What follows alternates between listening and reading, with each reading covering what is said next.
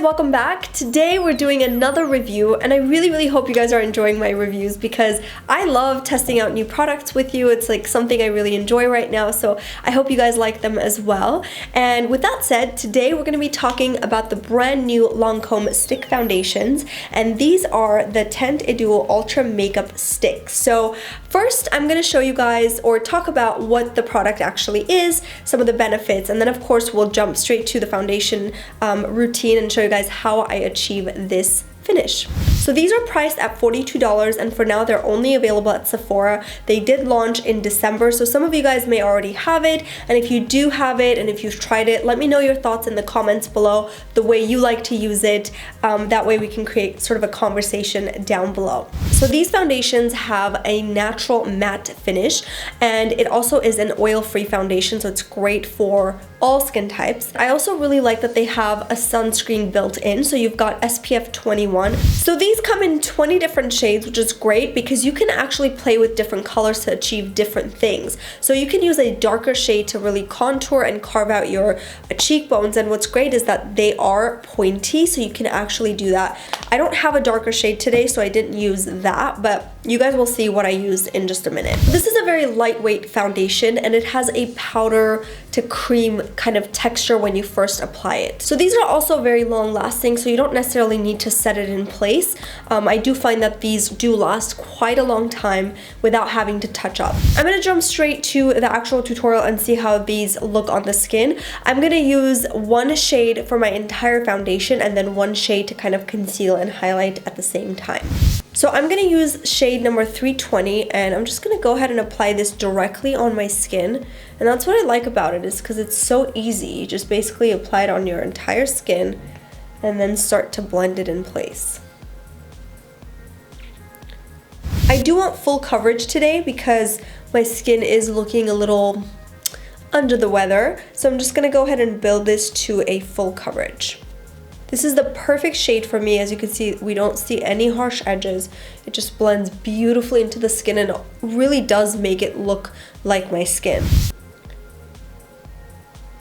So I'm gonna go over it again and just apply this just lightly one more time. It's a really lightweight foundation. It just goes on so light, but I like that you can build it to whatever intensity that you want, just because right now it seems so lightweight, like I don't have anything on my skin. So you can actually dip a small brush into it and pinpoint conceal. I'm gonna apply a little bit on this blemish right over here to make sure that it's covered. I'm gonna go in with shade number 250 and apply it on the center of my nose as well as the center of my forehead. I'm also gonna apply this under my eyes and around my laugh lines right over here.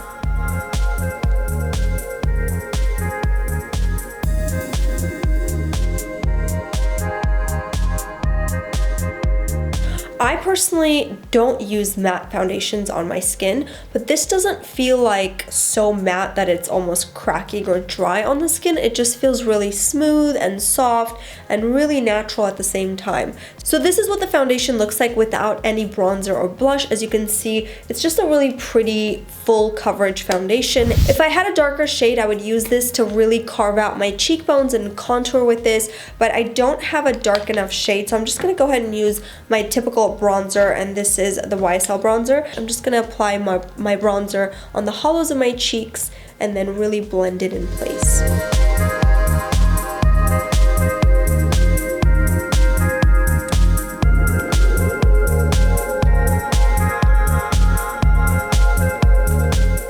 Doing my bronzer, I wanted to see if I need to set my under eye area, and it seems like I should probably set just a little bit under the eyes, but everywhere else I really wouldn't, because this is a really pretty matte finish. You don't want to pack on too many powders just because that might look a little bit more dry on the skin. So if you're gonna set anything, I would just set the under eye area and leave everything else the way it is. Unless you're really oily, then of course the T-zone can use just a little bit of powder. For my lips, I'm gonna go in with this buxom lip color called Revealed, and I'm just gonna lightly apply this all over my lips.